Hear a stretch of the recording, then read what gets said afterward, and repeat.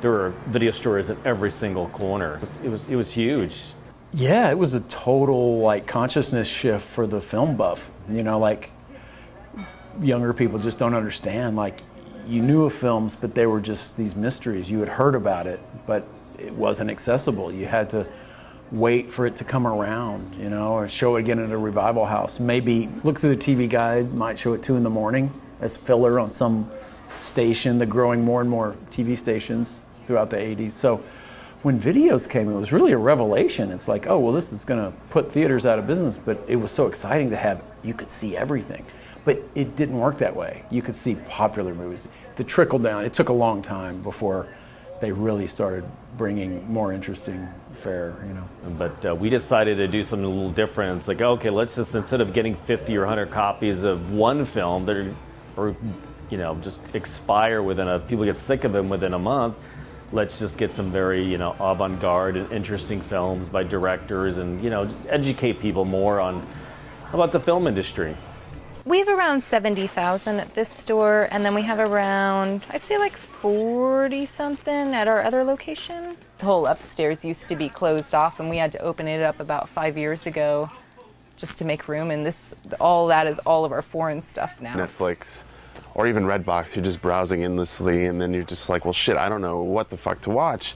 And then you end up browsing for 40 minutes and fucking watching Die Hard or Jungle to Jungle or whatever. You know, it just becomes completely pointless. But here, it's just like, hey, I'm going to talk to someone who actually knows about films and kind of get an idea of what I can watch, you know.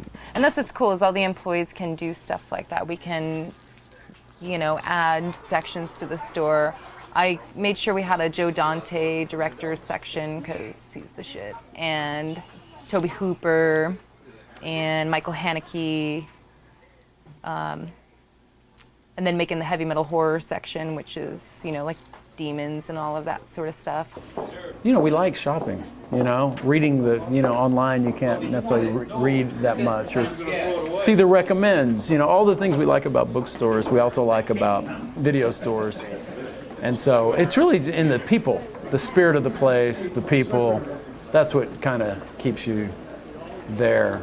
And I think the thing that separates us from, you know, mainstream video stores when they were still mainstream video stores, and even other stuff, I think it's just, I don't know, I think our commitment or our continued pursuit of like creating, you know, community around film and kind of, you know, film is a collaborative effort, a collaborative art form, and so we're sort of a reflection of that, and people can come and, you know, we can talk about film and we can, you know, exchange ideas and, you know, learn new things. And so, I mean, I Love Video, I think, is much more than just a video store. I think it's a place where people can come and I don't know, just enjoy the art of film, art of filmmaking. So Free Beer Tuesday is you can come in on Tuesday nights, every night, at either Guad or Airport, and get a free beer. Well, we think we cut you off after 2, but it's a really cool way to like come in and just hang out and talk about films, you know, drink while you browse. Especially at the airport location, you get people who,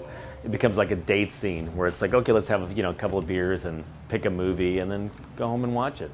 And I think it really, again, helps, you know, foster this idea of community and a video store being much more than just like a sort of sterile place of business, you know, like a Blockbuster or a Hollywood Video, which don't exist anymore. And, you know, why don't they exist anymore? Because no one gave a shit, you know what I mean? But people, after Netflix, but people actually care about this store, and I think Free Beer Tuesdays is one of those things, you know.